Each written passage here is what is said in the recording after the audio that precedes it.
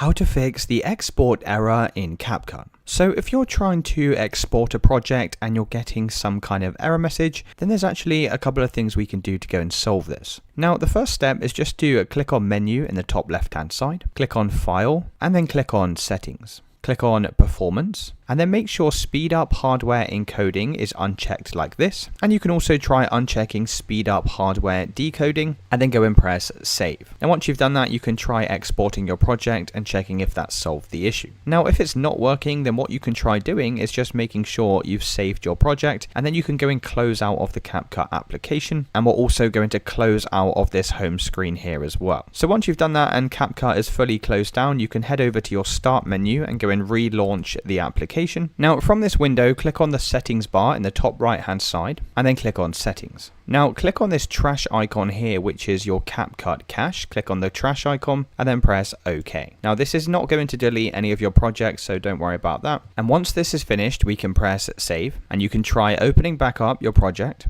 And once your project's reopened, you can try exporting it again. Now, if it's still not working, it could be that you're trying to use Pro features in the free version. So you can see down here that I'm currently using one item that belongs to the Pro plan. So if you're on the free plan, you need to go and delete any effects that you could be using that are on this Pro plan. It's basically not going to let you export this until you remove all the Pro effects. And once you've done that, you should be able to click export and it should now be working.